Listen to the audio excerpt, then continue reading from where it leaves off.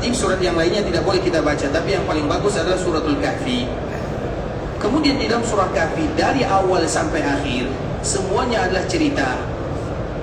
Karena surah Kahfi itu merupakan surat yang mulia, cerita semuanya. Minimal Allah Subhanahu wa taala menyebutkan 4 kisah di dalam suratul Kahfi. Dan salah satu kisah yang paling mulia adalah kisah yang kita kenal dengan Ashabul Kahfi, yaitu orang-orang yang diselamatkan oleh Allah Subhanahu wa taala di dalam gua karena mereka lari membawa iman dan agamanya. Allah Subhanahu wa taala menyebutkan jumlahnya, yaquluna salasatur rabi'uhum kalbuhum. Ada yang menyebutkan jumlah mereka itu 3, 4 bersama anjingnya, kalbun. Wa yaquluna khamsatun sadisuhum kalbuhum. Ada lagi yang menyebutkan jumlah mereka itu 5, 6 bersama anjingnya. Rajman bil ghaib. Perkataan pertama dan yang kedua itu adalah perkataan yang meraba-raba. Rajman bil ghaib, tidak dipastikan, dan itu adalah firman Allah Azza wa Jalla. Wa yaquluna sab'atun wa thaminuhum kalbuhum qur rabbi a'lamu bi'iddatihim.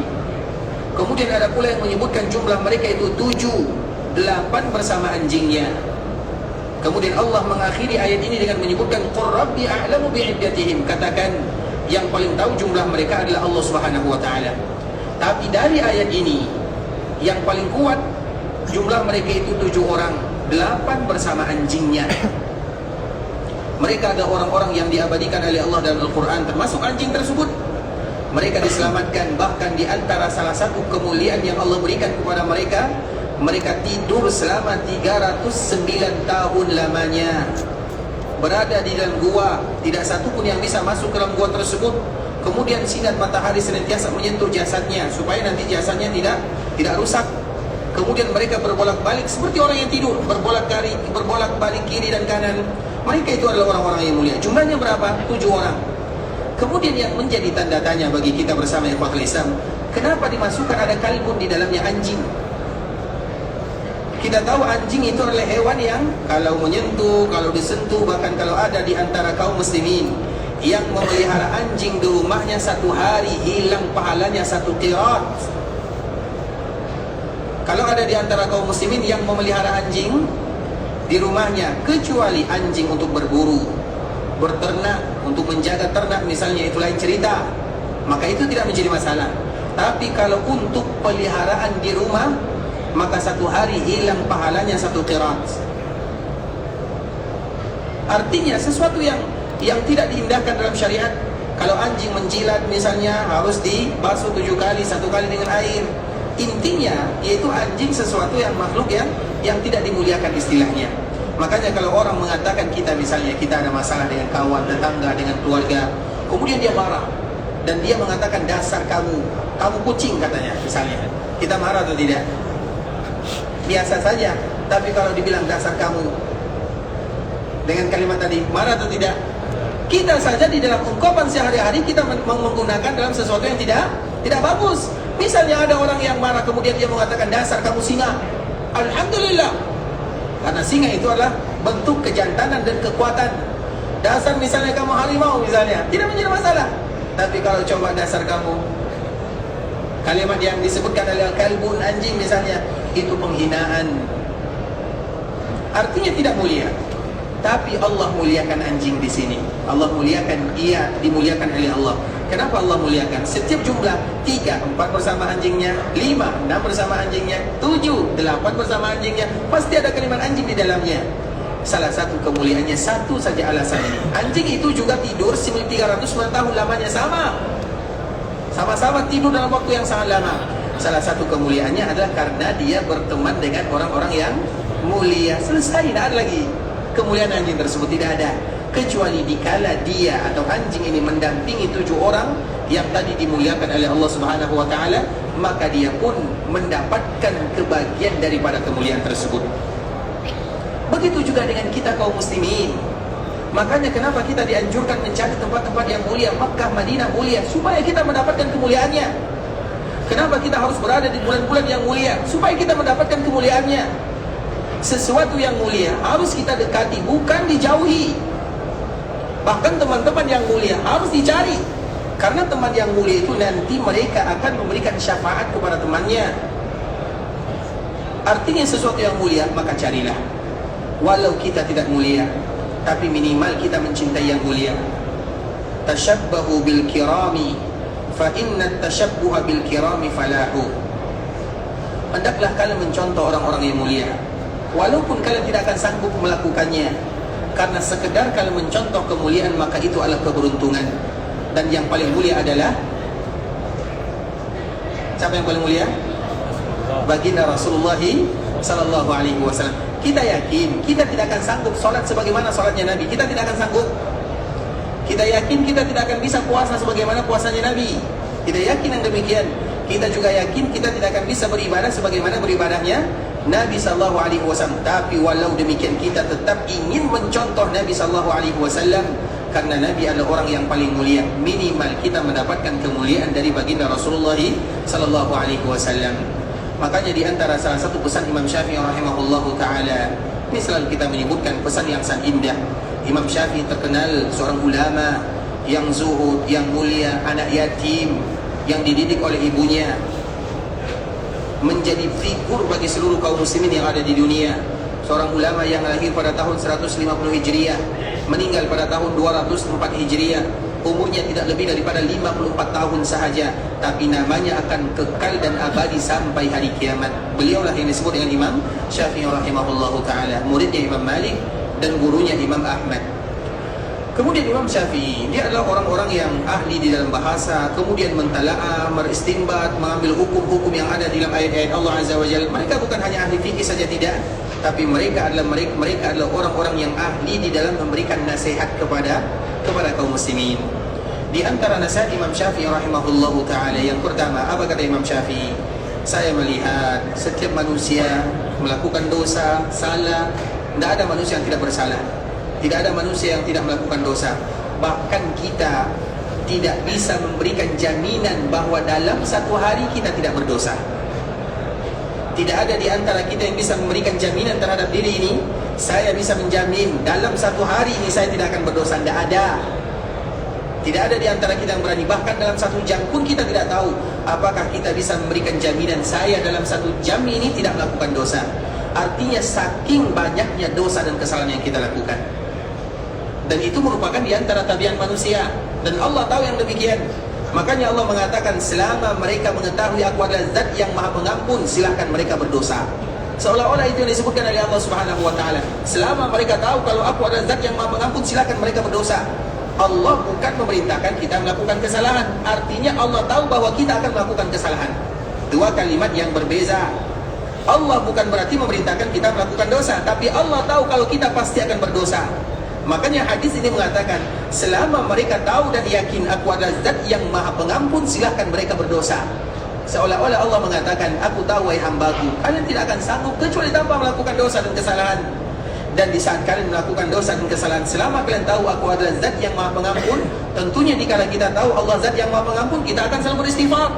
Setiap kali kita berdosa, astaghfirullah wa atubu ilaih. Setiap kali kita melakukan kesalahan, la ilaha illallah Muhammadur Rasulullah, itu merupakan di antara kalimat yang dianjurkan.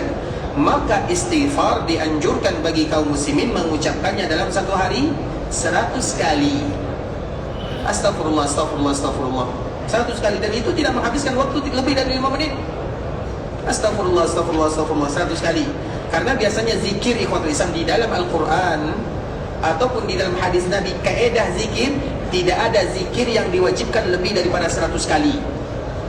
Kita lihat mana zikir. Zikir setelah salat, subhanallah 33, alhamdulillah 33, Allahu Akbar 33, ditutup dengan la ilaha illallah menjadi 100.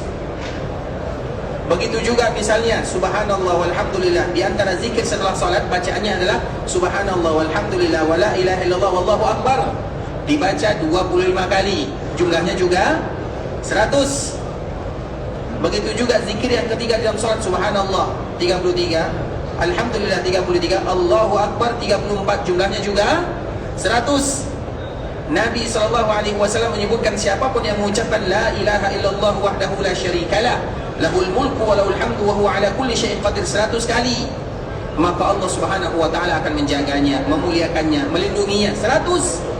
Barang siapa yang mengucapkan subhanallah 100 kali, maka Allah akan ampunkan dosanya walau sebanyak buih yang ada di lautan. 100. Begitu juga dengan istighfar 100. Zikir di dalam Al-Quran dan di dalam hadis Nabi tidak ada yang lebih daripada 100. Kenapa demikian?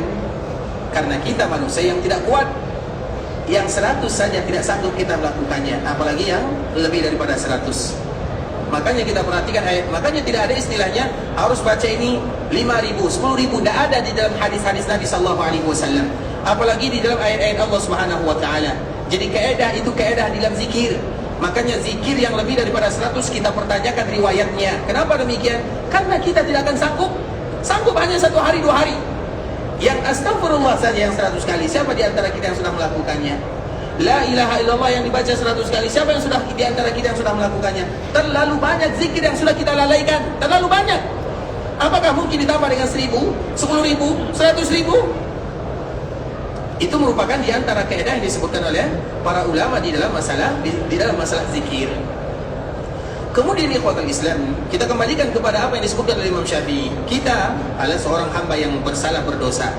Kemudian aku melihat, menelusuri, tidak ada di antara amalan yang paling mulia dilakukan melainkan dengan solat sunat duha.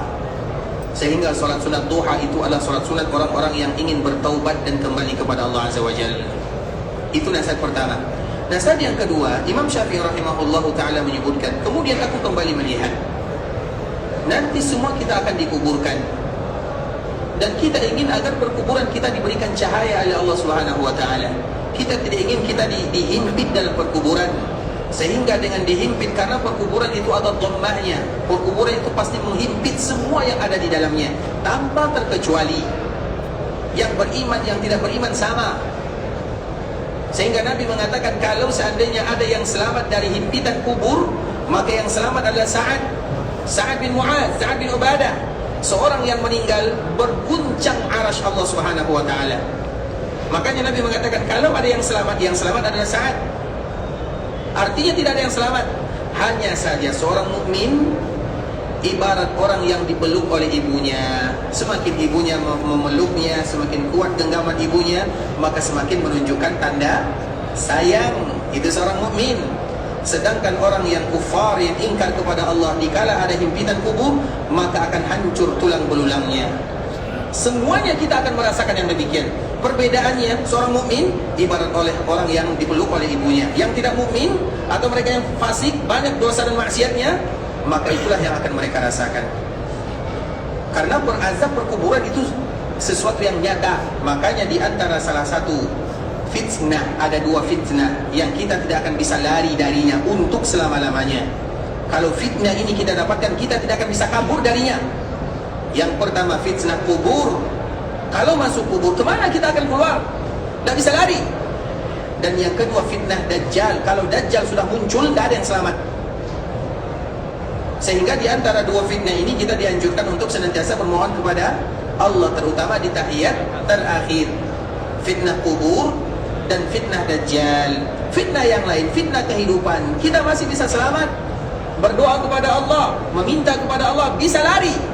Tapi kalau fitnah kubur, kemana kita akan lari? Tidak ada tempat larinya. Kemudian ikhwatul Islam, Imam Syafi'i rahimahullah mengatakan, aku ingin di perkuburan nanti agar diberikan cahaya. Maka aku lihat ayat-ayat Allah, hadis-hadis Nabi, ditelusuri semuanya. Maka tidak ada amalan yang paling mulia melainkan ayat-ayat Al-Quran yang dibaca. Artinya siapapun di antara kita yang ingin perkuburannya diterangkan oleh Allah Subhanahu wa taala, diberikan cahaya oleh Allah Azza wa Jalla, maka jangan mereka melupakan ayat-ayat Allah Subhanahu wa taala, terutama di bulan Ramadan. Sehingga sebagian para ulama mengatakan makruh hukumnya. Makruh itu kakak beradik ya, 11 12 dengan haram, makanya makruh. Jangan pernah kita bermain-main dengan makruh. Bahkan di dalam Al-Quran, makruh itu adalah sesuatu yang sangat keji. Makruh itu bukan perkara yang mudah. Seperti contoh, misal agar kita berhati-hati dengan kalimat makruh. Seperti contoh misalnya Allah sebutkan di dalam surah Al-Isra. Apa kata Allah Subhanahu wa taala? Orang yang membunuh anaknya, yang berzina, kemudian disebutkan dosa-dosa besar semuanya. Apa kata Allah di akhir? Kullu dzalika kana sayyi'uhu 'inda rabbika makruha. semua tadi yang disebutkan oleh Allah Subhanahu wa taala di atas, dosa-dosa besar ini makruh kata Allah Subhanahu wa taala. Agar kita tidak bermain-main dengan kalimat makruh. Contoh misalnya, contoh ini mohon maaf ya. Contoh misalnya, anggaplah kita mengatakan misalnya merokok lah contoh. Ini fitnah manusia semua ya. Ini sedang contoh. Anggaplah kita mengatakan makruh. Makruh itu, lihat makna makruh itu apa. Tadi Allah sebutkan berzina, membunuh, kemudian menzalimi. Kullu dzalika kana sayyi'uhu 'inda rabbika makruha. Disebut oleh Allah makruh. Baik, contoh yang kedua. Misalnya Allah Subhanahu wa taala menyebutkan dalam surah Al-Hujurat, orang yang menceritakan aib saudaranya.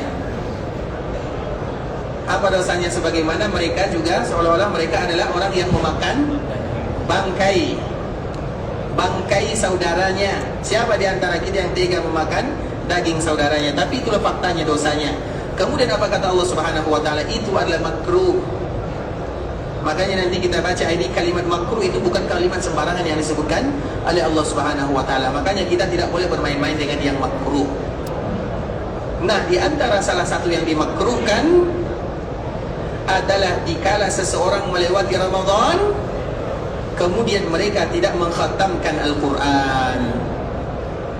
Maka mulai dari sekarang, mumpung kita masih berada di sini, kalau sudah pulang kita sibuk mencari cindol, apa lagi, sate, apa lagi, makanan-makanan favorit lah. Tapi kalau di sini alhamdulillah semuanya sudah dimudahkan oleh Allah Subhanahu wa taala supaya Ramadan tidak berlalu begitu saja tanpa ayat-ayat Allah Subhanahu wa taala. Makanya minimal makruh, kalimat makruh ya. Para ulama mengatakan makruh hukumnya ketika ada seorang hamba yang melewati Ramadan tapi mereka tidak mengkhatamkan Al-Quran. Siapa yang sudah khatam Al-Quran hari ini 5 juz? Ada? Ini hadiahnya. Ada yang sudah khatam 5 juz hari ini? Berapa nak? 6 juz ya, Masya Allah. Ini ambil. Allahumma barik, Masya Allah. Barakallahu fiikum sekalian ya. Masya Allah. Semoga memberikan inspirasi kepada kita bersama ya. Dan semoga Allah mudahkan bagi kita untuk mengkhatamkan ayat-ayat Allah Subhanahu wa taala. Baik. Insyaallah yang belum khatam 5 juz nanti khatam 5 juz ya. Insyaallah. Sanggup? Insyaallah. Kayaknya susah menjawab sanggup ya. Sanggup insyaallah. Semoga dimudahkan. Kapan lagi kesempatan kita untuk berdekatan dengan ayat-ayat Allah Subhanahu wa taala. Makanya Imam Syafi'i menyebutkan, kalau kalian ingin diberikan perkuburan kalian cahaya oleh Allah Subhanahu wa taala, maka perbanyaklah membaca ayat-ayat Al-Quran. Itu bukan kata saya. Dan Imam Syafi'i juga mengatakan bukan dari dirinya. Ini tatabbu'. Tatabbu' itu artinya dikala dia menelusuri ayat-ayat Allah, menelusuri hadis-hadis Rasulullah sallallahu alaihi wasallam. Taib. Yang ketiga, apa kata Imam Syafi'i? Aku juga ingin nanti pasti akan melewati sirat. Wa in minkum illa wariduha. Tidak ada yang namanya manusia kecuali semua mereka akan pasti melewati sirat. Sirat itu kalau kita gagal, jahannam di bawahnya. Kalau gagal, jahannam di bawahnya. Tidak ada jalan selamat di sana. Dan sirat itu tergantung amalan. Ada orang yang melewati sirat ibarat kilat langsung. Dan seberang daripada sirat itu adalah qintara. Qintara itu artinya hisab yang kedua atau jembatan yang kedua sebelum masuk ke dalam surga Allah Azza wa Jalla. Kemudian ada yang seperti ibarat kuda perang, kuda yang paling kencang larinya. Ada seperti ibarat kuda biasa, ada orang yang berlari, ada orang yang berjalan biasa, ada yang merangkak, ada yang melewati sirat namun sudah terpisah antara daging dan kulitnya, daging dan tulangnya. Faminhum najin, ada di antara mereka yang selamat walaupun sudah tercabik-cabik dagingnya, kulitnya. Ada pula di antara mereka yang tidak selamat. Dan itu tergantung kepada kita masing-masing. Tidak ada yang bisa memberikan pertolongan kepada kita kecuali amalan yang pernah kita lakukan di dunia. Maka apa kata Imam Syafi'i? Aku ingin selamat dan semua kita ingin selamat. Dan tidak ada ibadah yang paling mulia untuk selamat dari sirat kecuali dua. Yang pertama puasa, dan yang kedua sedekah. Dan itu ada di bulan yang mulia ini. Puasa, alhamdulillah Allah berikan kemudahan kepada kita berpuasa. Semoga dengan puasa ini Allah ampunkan dosa-dosa kita dan kita selamat dari titian sirat. Kemudian yang kedua sedekah, itu juga ada di bulan-bulan ini. Makanya di antara salah satu keutamaan bulan ini adalah berbagi. Kalau kita tidak bisa berbagi sedikit, maka berbagi banyak tidak menjadi masalah. Misalnya kita tidak bisa membagikan di sini ya ikhwatul Islam, biasanya ada orang apa namanya, kalau mereka berbagi, kalau bahasa kita takjil ya. Takjil itu biasanya mereka sengaja menyelipkan uang di dalamnya. Kalau kita takjil ada uang di dalam atau tidak? Jarang ya. Tapi di sini kadang-kadang itu banyak ya uang. Uangnya bukan 1 real 2 real, 500 real. Jadi satu takjil di dalamnya itu 500 real. Tapi jangan cari-cari ya. Artinya ya ikhwatul Islam, seperti itulah mereka ingin berbagi di bulan Ramadan. Makanya dianjurkan, karena memang momen yang indah puasa, sedekah untuk kita selamat nanti di akhirat sana, bukan untuk orang lain, untuk kita. Makanya setiap Allah mudahkan kita bersedekah, jangan pamerkan kepada orang lain. Tidak usah pakai foto-foto, alhamdulillah saya sudah bersedekah, tidak usah. Cukup antara kita dengan Allah Azza wa Jalla. Emang apakah nanti yang tukang foto mereka bisa selamatkan kita dari sirat? Tidak mungkin. Makanya usahakan ikhwatul Islam puasa. Makanya dalam ibadah puasa itu ada makna, dan diantara maknanya adalah bagaimana kita menjaga keikhlasan. Orang tidak tahu ini puasa, ini tidak puasa. Semua kita bisa berpura-pura puasa, semua bisa. Tapi siapa yang paling tahu kita berpuasa? Allah Azza wa Jalla. Bahkan ada yang berpuasa tapi dia tidak puasa. Ada orang yang betul-betul tidak berpuasa tapi dia berpuasa, seolah-olah berpuasa. Ada orang yang berpuasa tapi dia tidak berpuasa. Makanya Nabi menyebutkan betapa banyak orang yang berpuasa yang dia dapatkan hanya haus dan dahaga sahaja. Kenapa? Tidak ada nilai puasanya. Baru puasa langsung bikin status lemas guys. Misalnya contoh, tidak ada nilai puasanya. Kita tidak mengatakan orang yang mempromosikan ibadahnya tidak diterima, tidak. Tapi siapa di antara kita yang bisa menjamin hatinya, hati kita ini terlalu lemah untuk menahan pujian dari manusia. Kita kuat dikala kita dicaci, kita lemah dikala kita dipuji. Kalau kita dipuji, sabar, sabar, sabar. Banyak di antara kita yang bersabar. Tapi kalau kita dipuji, banyak di antara kita yang tidak sanggup menerima pujian, sehingga membuat kita terbang. Terbangnya tinggi, dan kita tahu semakin tinggi terbangnya semakin sakit jatuhnya. Oleh karenanya ikhwatul Islam, itu merupakan di antara tujuan daripada ibadah Ramadan, yaitu bagaimana kita berusaha semaksimal mungkin untuk menyembunyikan amal ibadah, apalagi berkaitan dengan sedekah ini, berbagi-bagi. Apalagi yang dibagi hanya 100.000, kameranya 55 di sekelilingnya. Orang, makanya tadi kami contohkan itu di sini, biasanya 500 real ya, disembunyikan karena memang yang bercerita ini pembantunya yang berasal dari negara kita. Ustadz katanya, kami yang memasukkan 500 real itu ke dalam takjilnya, kami yang memasukkannya. 500 real lumayan ya, bukan lumayan lagi, bisa makan kambing, syawaya, ataupun kalimat keabat, ataupun makanan yang lainnya. Itu bukan perkara yang mudah. Tapi tidak ada kamera-kameranya, tidak ada mereka menyebutkan kami 500 real, tidak. Artinya itulah adalah di antara ibadah yang paling mulia, puasa dan sedekah. Kemudian yang keempat, apa kata Imam Syafi'i? Kemudian aku pun ingin mendapatkan naungan di sisi Allah di akhirat sana. Semua kita ingin mendapatkannya. Nah, inilah pembahasan kita. Dan Imam Syafi'i mengatakan tidak ada orang yang paling dimudahkan mendapatkan naungan di sisi Allah kecuali mereka berteman karena Allah Subhanahu wa taala. Bukan berteman karena dunia. Karena orang ini berpunya, aku berteman dengannya. Karena orang ini kuat, aku berteman dengannya. Orang ini punya pangkat, aku berteman dengannya. Hilang semuanya. Al-akhillau yawma idzin ba'duhum li ba'din adu. Bahkan nanti akan menjadi musuh kalau pertemanan kita dibina di atas kepentingan.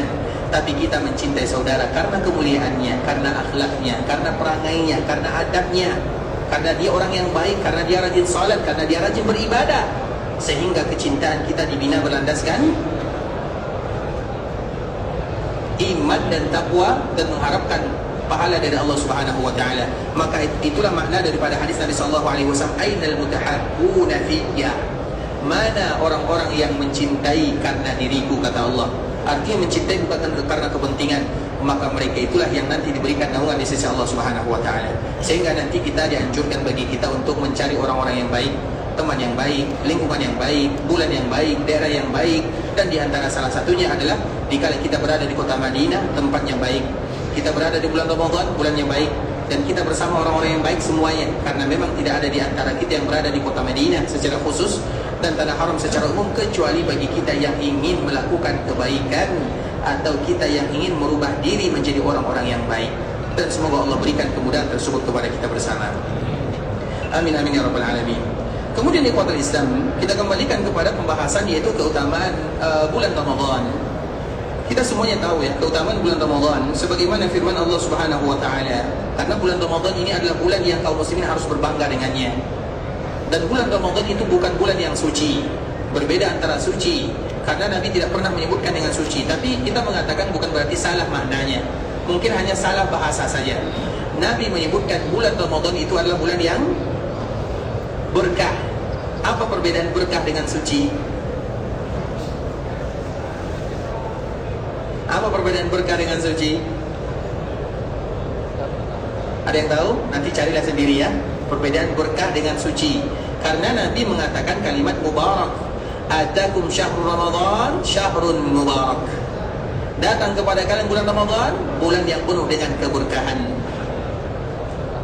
Walaupun sebagian kita menerjemah dengan kalimat suci, tapi kalimat yang paling bagus adalah kalimat yang dipakai oleh Rasulullah SAW menyambut bulan Ramadan yang penuh dengan keberkahan. Jadi kita ganti kalimatnya menyambut bulan suci misalnya, ganti dengan bulan yang penuh dengan keberkahan. Tapi itu hanya sekedar bahasa ya. Namun bahasa ini memiliki makna yang berbeda antara suci dengan keberkahan, sesuai dengan hadis Nabi SAW. Allah Subhanahu wa taala menyebutkan syahrul Ramadan alladzi unzila fihi al-Qur'an. Bulan Ramadan itu adalah bulan yang diturunkan Al-Qur'an oleh Allah Subhanahu wa taala. Dan tadi telah kita menyebutkan Al-Quran itu ada di antara salah satu agar nanti di dalam perkuburan kita bisa mendapatkan cahaya dari surga, atau yang kita kenal dengan Raudhatun min Riyadul Jannah. Karena dikala seseorang masuk ke dalam perkuburan ikhwatul Islam, ketika mereka ada orang yang baik, maka akan datang orang yang bagus rupanya, indah rupanya, bagus penampilannya, kemudian memiliki wewangian yang sangat luar biasa. Maka dia pun bertanya, kamu ini siapa? Maka orang ini mengatakan, ana amaluka salih. Aku ini adalah amalan-amalan yang pernah kamu kerjakan di dunia. Kemudian biasanya kalau kita berteman dengan orang yang gagah, yang wangi, yang rapi, tentu kita seronok kita bercerita dengannya, kita bisa bertahan lama. Tapi kalau teman kita baunya busuk misalnya, penampilannya tidak bagus, tidak ada di antara kita betah. Dan itu nanti sesuai dengan amalan yang kita lakukan. Oleh karenanya ikhwatul Islam, makanya amalan ini nanti ketika yang amalan kita datang dalam bentuk rupa yang indah, maka dia pun, kita pun bercerita, kemudian kita tidur sampai hari kiamat. Dan itulah disebut dengan taman di antara taman-taman surga. Orang yang seperti ini akan mengatakan, ya Rabb aqimis sa'ah, ya Allah cepatlah terjadi hari kiamat. Sedangkan mereka yang tidak demikian, maka mereka akan mengatakan, ya Rabb la tuqimis sa'ah, ya Allah jangan terjadikan hari kiamat. Karena Al-Quran itu akan memberikan cahaya di perkuburan, dan itu sesuai dengan kita membacanya. Kenapa demikian? Al-Quran itu tidaklah berada di dalam apapun kecuali akan menjadikan sesuatu yang ada pada dirinya menjadi mulia. Kita contohkan, Al-Quran itu diturunkan oleh malaikat Jibril. Jadi Al-Quran itu ikhwatul Islam turunnya ada beberapa kali ya. Yang pertama turun secara langsung, semuanya diturunkan oleh Allah Subhanahu wa taala. Maka itulah makna daripada firman Allah, inna anzalnahu fi lailatul qadar. Al-Quran itu turun secara keseluruhan di malam Lailatul Qadar. Dan qadar itu apa arti qadar? Tahu kita arti qadar? Qadar itu artinya mulia. Qadar itu artinya mulia. Qadar itu banyak maknanya, dan di antara maknanya adalah mulia. Dan juga di antara maknanya adalah kadar. Tahu kita kadar? Qadha dan kadar. Kalau bahasa kitanya qadha dan qadar, disebut dengan kadar. Apa perbedaan qadha dengan qadar? Ada yang tahu? Perbedaannya ikhwatul Islam, kalau kadar, bagi yang mengatakan berbeda tentunya. Kalau kadar, qadar, qadha, qadar. Kalau qadar atau kadar itu masih dikadar-kadar. Tahu bahasa dikadar-kadar, ditakar. Misalnya seorang penjahit, kemudian dia ingin mengukur pakaiannya, akan sebelum digunting, maka dia mengukur, dikadar-kadar namanya. Misalnya ini panjangnya sekian, ini pendeknya sekian, ini panjangnya lebarnya sekian, itu dikadar-kadar. Nah, kadar ini masih bisa berubah atau tidak? Bisa, karena masih dikadar-kadar, masih ditakar-takar. Inna anzalnahu fi lailatul qadar, masih bisa berubah. Maka setiap bulan Ramadan, mintalah kepada Allah takdir yang terbaik. Allahumma inni as'aluka minal khairi kullih, ajilihi wa ajilihi, ma alimtu minhu wa ma lam a'lam, wa a'udzu bika minasy syarri kulli ajilihi wa ajilihi ma 'alimtu minhu wa ma lam a'lam. Allahumma inni as'aluka khaira ma sa'ala 'abduka wa nabiyyuka Muhammadun sallallahu alaihi wasallam wa a'udzu bika min syarri ma 'ada minhu 'abduka wa nabiyyuka Muhammadun sallallahu alaihi wasallam. Allahumma inni as'aluka al-jannah wa ma qarraba ilaiha min qawlin aw 'amal wa a'udzu bika minan nar wa ma qarraba ilaiha min qawlin aw 'amal. Allahumma inni as'aluka an taj'ala kulla qada'in qadaitahu li khair. Itulah doanya. Ada yang hafal? Itulah doa doa terakhir yang penting ya. Allahumma inni as'aluka an taj'ala kulla qada'in qadaitahu li khair. Ya Allah, berikan kepadaku kadar yang terbaik. Kapan momennya di bulan Ramadan? Maka jangan lewatkan satu hari di bulan Ramadan kecuali kita meminta kepada Allah agar diberikan kepada kita kadar yang baik, karena masih berubah. Makanya seperti yang tadi kita contohkan, kadar masih di kadar. Tapi kalau sudah qadha, sudah digunting. Kalau sudah digunting masih bisa berubah atau tidak? Tidak lagi bisa berubah, makanya sudah qadha, tidak bisa lagi, bukan susah, tidak bisa, habis, keputusan sudah diputuskan. Itulah perbedaannya. Maka oleh karena itulah ikhwatul Islam disebut dengan al-qadar. Makanya qadar, Allah turunkan Al-Quran di malam qadar. Apa makna di malam qadar? Dua. Yang pertama, qadar itu artinya mulia. Yang kedua, qadar itu artinya sedang diraba-raba, ditakar-takar oleh Allah. Artinya Allah kembali menyusun takdir manusia. Nah, di malam itulah Allah Subhanahu wa taala menyusunnya. Sehingga tentunya kita berharap kepada Allah agar diberikan takdir yang terbaik. Nah, itulah Al-Qur'an diturunkan. Yang menurunkan Al-Qur'an, yang pertama Allah yang menurunkan ke langit dunia. Langit dunia itu di mana? Allahu a'lam, kita tidak tahu. Allah mengatakan inna anzalnahu, maka kita cukup beriman Allah yang menurunkan. Berarti kalau kalimat turun dari bawah ke atas atau samping ke kanan? Dari atas ke bawah. Berarti Al-Qur'an itu mulia karena dari atas ke bawah. Makanya Allah mengatakan inna anzalnahu, kami turunkan, turun. Semua kita tahu apa makna turun. Tidak ada yang mengatakan turun dari samping ke kanan, ke kiri, tidak. Semuanya pasti naik. Naik, turun. Turun, berarti turun dari atas ke bawah. Naik dari bawah ke atas. Karena kedua-duanya digunakan oleh Allah Azza wa Jalla. Allah mengatakan inna anzalnahu, kami turunkan. Kemudian Allah mengatakan ilaihi yas'adul kalimut thayyib, kepada Allah kalimat yang bagus diangkat.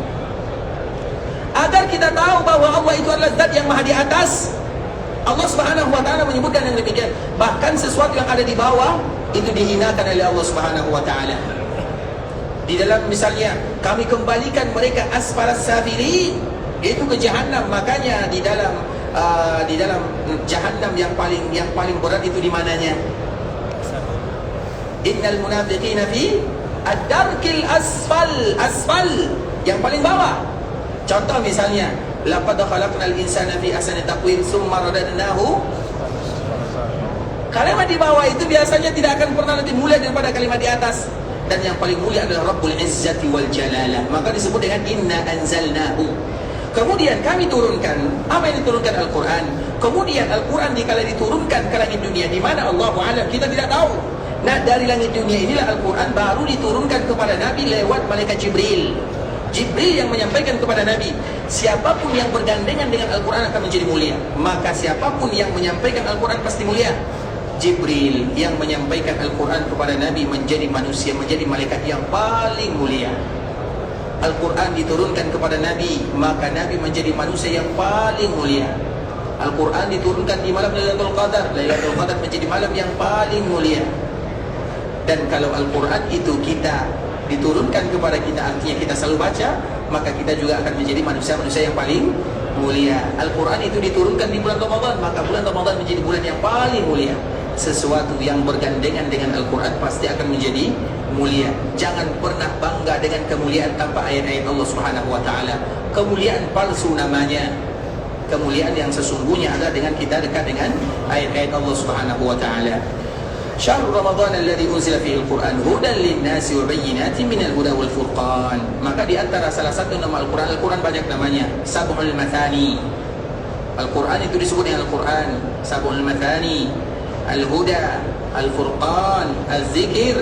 Itu semuanya adalah nama-nama Al-Quran. Dan masih banyak lagi nama-nama ayat Al-Quran. Asy-Syifa itu juga nama Al-Quran. Hudan lin-nas sebagai petunjuk, maka disebut dengan huda. Wa bayyinat juga disebut dengan bayyinat. Minal huda wal furqan. Itu merupakan di antara keutamaan Al-Quran, dan Al-Quran itu Allah turunkan di bulan Ramadan, sehingga apabila Al-Quran diturunkan di bulan Ramadan, maka Ramadan menjadi bulan yang paling mulia karena ada Al-Quran di dalamnya. Kemudian di kuartal Islam, hadis yang menunjukkan kemuliaan bulan Ramadan, yaitu hadis yang dibawakan oleh Abu Hurairah radhiyallahu taala anhu. Nabi sallallahu alaihi wasallam menyebutkan, "Idza jaa Ramadan, futtihat abwabul jannah." Apabila Ramadan sudah dibuka atau sudah datang, maka pintu surga akan dibuka. Apa makna pintu surga dibuka? Betul-betul dibuka oleh Allah Azza wa Jalla. Dibuka. Bisa jadi makna yang lain, semua yang mengantarkan kita ke surga dimudahkan oleh Allah Subhanahu wa taala. Karena tentu surga tidak akan dimasuki kecuali mereka-mereka yang ingin masuk. Apakah banyak orang yang tidak ingin masuk surga? Banyak. Siapa mereka yang tidak mau beribadah dan beramal? Nah, di bulan yang lain mungkin kita sulit membaca Al-Quran, tapi di bulan Ramadan paling tidak kita membaca walau 1 juzuk, 2 juzuk, 3 juzuk misalnya. Di bulan Ramadan, di luar Ramadan jarang kita bersedekah, tapi di bulan Ramadan dimudahkan bagi kita untuk berbagi walau sedikit. Sehingga seolah-olah amalan kita itu akan mengantarkan kita ke pintu surga. Pintu surga dibuka, iya. Dan semua amalan yang bisa memasukkan ke dalam surga dibuka, iya juga. Semuanya masuk ke dalamnya. Kemudian wa ghulliqat abwabun nar, dan ditutup pintu api neraka. Betul-betul ditutup. Surga itu ada 8 pintu. Neraka itu ada 7 pintu. Semuanya dikunci oleh Allah Subhanahu wa taala. Makna yang pertama dikunci, betul-betul dikunci oleh Allah Subhanahu wa taala. Makna yang kedua, semua perbuatan yang bisa menjerumuskan kita ke dalam neraka dipersulit oleh Allah. Tidak semudah berbuat maksiat di bulan Ramadan, itu sulit. Berbuat maksiat di bulan Ramadan tidak semudah yang dilakukan di bulan-bulan yang lainnya. Walaupun masih banyak orang yang melakukan maksiat, tapi bermaksiat di bulan Ramadan itu lebih sulit dibandingkan dengan bulan yang lainnya. Karena kemuliaannya, karena kawan-kawan, karena faktor-faktor yang lainnya. Wasuffidatis syayatin, kemudian syaitan itu dibelenggu. Betul-betul diikat oleh Allah Subhanahu wa taala. Tentu yang biasanya pertanyaan yang muncul di kuartal Islam, kalau syaitan dibelenggu, maknanya tidak ada yang mengganggu. Tapi kenapa masih banyak yang mengganggu? Kan itu pertanyaan yang biasa kita tanyakan. Kenapa masih banyak yang mengganggu? Apalagi sekarang dunia kita sudah banyak, ada dunia nyata, ada dunia maya. Tidak mengganggu di dunia nyata, mengganggu di dunia maya. Yang penting mengganggu, banyak gangguannya. Tentu kita tahu ikhwatul Islam, yang diikat itu adalah syaitan, dan syaitan itu banyak ya. Syaitan dari kalangan jin dan syaitan dari kalangan manusia. Jadi kira-kira yang diikat dari kalangan mana? Kalau dari kalangan manusia masih banyak kan? Syayatinal insi wal jin, kata Allah Subhanahu wa taala di surah Al-An'am. Allah akan menjadikan musuh para nabi syaitan, 2 dari kalangan jin. Syayatinal insi yang dipermulakan adalah syaitan dari kalangan manusia dulu, baru syayatinal insi wal jinni. Karena biasanya syaitan dari kalangan manusia itu lebih langsung menggoda. Makanya syaitan itu ada 2, syaitan dari kalangan manusia, syaitan dari kalangan jin. Dan syaitan itu ada yang menyebutkan syaitan itu bukan nama. Syaitan itu adalah sifat. Jadi syaitan itu bukan nama, oh ini syaitan, tidak ada yang namanya syaitan. Tapi syaitan itu adalah sifat. Setiap yang mengganggu, menjauhkan dari kebenaran, maka disebut dengan syaitan. Sesuatu yang jauh dari rahmat Allah Subhanahu wa taala. Maka itu bukan nama, sifat. Yang nama itu adalah iblis, itu baru nama. Jadi iblis itu nama, sekaligus sifat di dalamnya. Sedangkan syaitan itu hanya sifat. Makanya kita berlindung kepada Allah, a'udzubillahi minasy syaitan. Kita berlindung dari, karena bisa jadi syaitan itu bukan dari kalangan jin saja, dari kalangan iblis saja, dari kalangan manusia juga banyak. Apalagi di bulan Ramadan. Makanya di antara salah satu yang dibelenggu itu adalah wasuffidatis syayatin. Bisa jadi yang dibelenggu itu hanya dari kalangan jin. Yang bukan dari kalangan jin, maka mereka tidak dibelenggu. Biasanya yang membuat kita sering berbuka itu kalangan jin atau kalangan manusia? Maka janganlah memberikan fasilitas kepada orang-orang supaya mereka berbuka. Terutama bagi kita yang punya warung, ingat baik-baik. Yang kita berniaga, ingat baik-baik, apalagi makanan. Jangan memberikan fasilitas kepada manusia agar mereka tidak taat kepada Allah Subhanahu wa taala. Kalau kita tidak bisa nutup warung di bulan Ramadan, kita buka karena keperluan, karena kepentingan, maka jangan menjadi wasilah manusia untuk berbuka gara-gara warung Dia yang kenyang, kita yang dosa. Dia yang kenyang, kita yang lupa dosa. Kenapa? Karena dia berbuka gara-gara kita. Kecuali kalau dia betul-betul tidak berpuasa karena uzur safar, sakit, ataupun alasan yang lainnya. Tapi kalau ada pemuda yang biasa, yang biasa orang kampung kita kenal dengannya, apa alasan dia tidak berbuka? Alasan dia beli nasi untuk ibu saya yang sakit. Padahal yang sakit itu adalah untuk dia yang mau makan. Makanya jangan jadi kita sebagai wasilah untuk membuat kaum muslimin mereka berbuka, kecuali untuk orang-orang yang tidak berpuasa. Baik karena dia tidak diwajibkan puasa, seperti wanita yang menyusui, wanita yang berhalangan, ataupun yang semisalnya, itu baru silahkan. Tapi kalau kita tahu, makanya kami takjub ya, kami tidak tahu kalau kami salah, mungkin dibetulkan. Di sebagian negara tetangga, negara Malaysia, kalau ketahuan orang yang tidak berpuasa, kalau dia berasal dari suku Melayu, itu dibawa di mobil. Betul atau salah? Yang dari Malaysia, kami mendapatkan sebahagian info karena dulu kami tinggal di sana beberapa tahun. Jadi kalau yang tidak berpuasa dan dia betul-betul kaum muslimin, maka itu ta'zir namanya. Ta'zir itu diberikan pelajaran. Kenapa kamu menyebabkan orang-orang nanti berbuka? Makanya jangan kita menjadi penyebab orang lain berbuka gara-gara kita. Ikhwatul Islam, saudara kaum muslimin, para tetamu Allah rahimani wa rahimakumullah. Kita tidak bisa berlama-lama ya, karena petugas mereka sudah siap-siap ingin membentangkan sufrah untuk berbuka.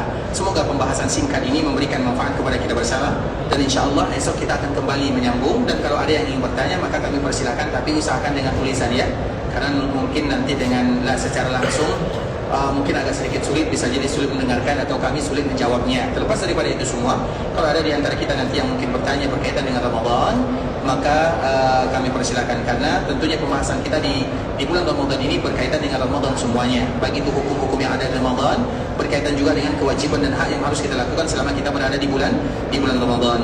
Tapi khotbah Islam, sampai di sini pembahasan yang bisa kami jelaskan. Yang benar dari Allah Subhanahu wa taala, yang salah dari diri kami pribadi karena kurangnya ilmu kami, karena kebodohan, kejahilan, karena ketidaktahuan kami. Kami mohon dimaafkan kalau ada kata-kata yang salah, kalimat-kalimat yang kurang tepat, bahasa-bahasa yang kurang bagus, kami mohon dimaafkan. Dan kita senantiasa memberikan motivasi kepada kaum muslimin bahwa terlalu banyak waktu kita yang diberikan oleh Allah Subhanahu wa taala jika kita berada di sini, maka manfaatkanlah. Bagaimanapun kita manfaatkan. Kalau kita bosan mengaji, berdoa. Bosan berdoa, maka berzikir. Bosan berzikir, maka seperti yang kita lakukan ini. Ini bukan tujuannya, karena hukum asal di bulan Ramadan itu tidak ada yang namanya pengajian. Tapi pengajian itu hanya sekedar memberikan motivasi. Karena kalau nanti kita baca Quran selalu kita juga bosan. Bagaimanapun kita adalah manusia yang cepat bosannya, maka kita selingi ibadah supaya kita tidak bosan dengannya. Itu ada di antara salah satu cara untuk supaya kita tetap beribadah kepada Allah Subhanahu wa taala. Bosan baca Quran, berzikir. Bosan berzikir, maka mungkin dengarkan ceramah, dengarkan hukum-hukum yang ada di bulan Ramadan, dengarkan motivasi-motivasi yang akan kembali membuat kita semangat beribadah kepada Allah Subhanahu wa taala. Dan semoga duduknya kita di sini, walaupun hanya beberapa menit saja, memberikan motivasi kepada kita bersama untuk mengambil manfaat-manfaat selama kita berada di dalam Masjid Rasulullah sallallahu alaihi wasallam.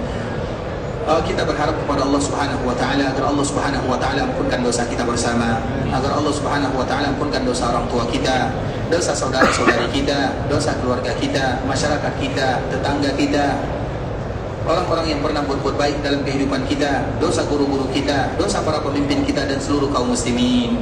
Tidak ada di antara kita yang mendapatkan musibah kecuali Allah Subhanahu wa taala berikan kelapangan. Tidak ada di antara kita yang berhutang kecuali Allah Subhanahu wa taala berikan kemudahan untuk melunasinya. Tidak ada di antara kita yang sakit kecuali Allah berikan kesehatan. Tidak ada di antara saudara kita yang mendapatkan kesusahan kecuali Allah berikan kemudahan dalam kehidupannya. Kalau ada di antara kita yang ingin meninggalkan Madinah, ingin pulang ke kampung, ingin pergi ke Mekah Al-Mukarramah dalam rangka beribadah, semoga Allah menerima semua amal ibadahnya. Allah kabulkan setiap doa dan permintaannya. Dijadikan umrahnya adalah umratan mabrurah, wa sa'yan mashkura, wa dhanban maghfura. Kalau ada di antara kita yang ingin meninggalkan tanah haram Makkah Madinah, ingin pulang ke kampung halamannya, semoga dimudahkan perjalanannya, dilancarkan urusannya, kembali bersua, berjumpa dengan keluarga yang ditinggalkan dalam keadaan sehat walafiat. Dan semoga Allah senantiasa memberikan kesempatan bagi kita untuk selalu datang ke tanah haram Makkah dan Madinah. Semoga Allah berikan keberkahan dalam kehidupan kita, keberkahan dalam usaha, keberkahan dalam anak dan keturunan, dan keberkahan dalam kehidupan. Semoga Allah berikan kepada kita keikhlasan dalam setiap amal ibadah. Allah berikan kepada kita istiqamah dalam agama. dan Allah tutup usia kita dalam keadaan husnul khatimah.